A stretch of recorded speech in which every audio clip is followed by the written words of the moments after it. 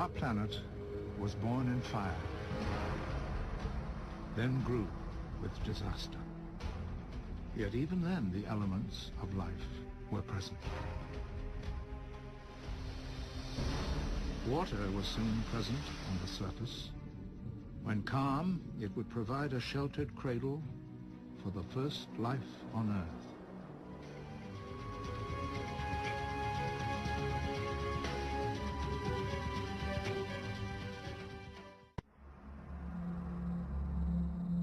Four and a half billion years ago, the Earth was a very different world.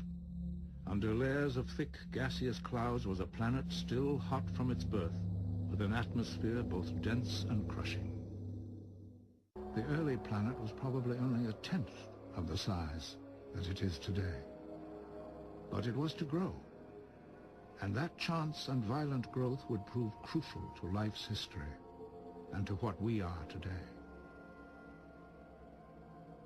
The early solar system was far more crowded than now. Where today the four inner planets orbit, 4.5 billion years ago were scores of smaller planets orbiting the sun. Orbits of some were drawn by gravitational force towards each other. Encounters of awesome magnitude were unavoidable.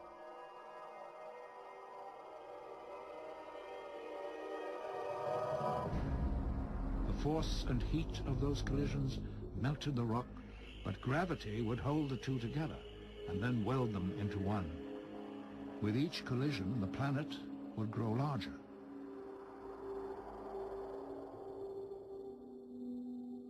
We believe that of the four innermost planets, Mercury was formed by only one or two such collisions, while Venus, almost the size of Earth, was formed by 8.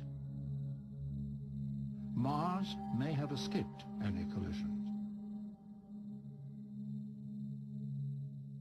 But Earth grew largest, perhaps from as many as 10 impacts.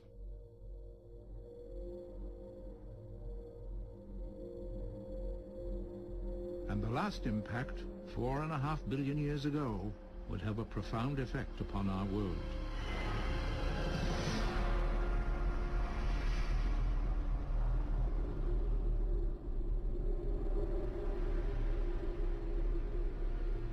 The giant body crashed into the center of the planet and gave Earth its iron core.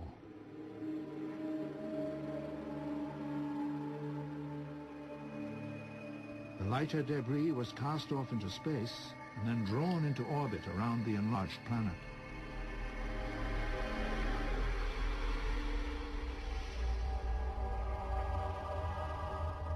For some millions of years, the Earth had rings like the planet Saturn.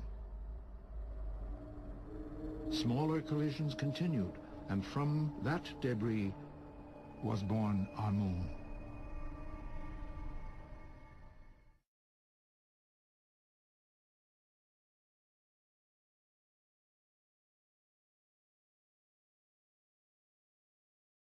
At the Earth's center is a massive ball of iron, known as the core.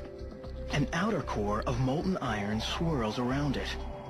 Next is the mantle, slow-moving, hot rock, 1,800 miles thick. In contrast, the crust, the part we live on, is thin. In fact, it's broken into pieces called plates. 4.6 billion years ago, a continual rain of meteorites pounded the molten Earth.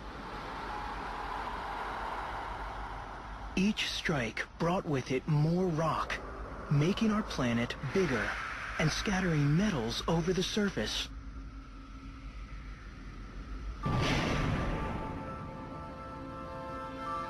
Then, a giant asteroid struck.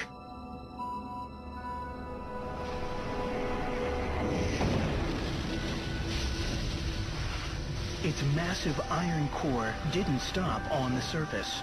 It sank towards the center, and it attracted all the Earth's metals to it as it went.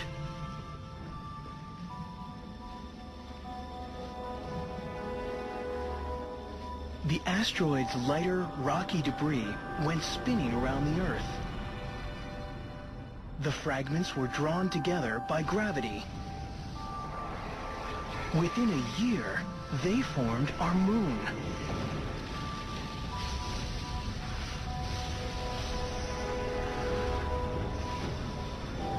That's why the moon has no metal at its core. And it's why metal is rare in the Earth's crust. It arrived much later, in meteorites from outer space. If we want much more metal, we must go to the Earth's core.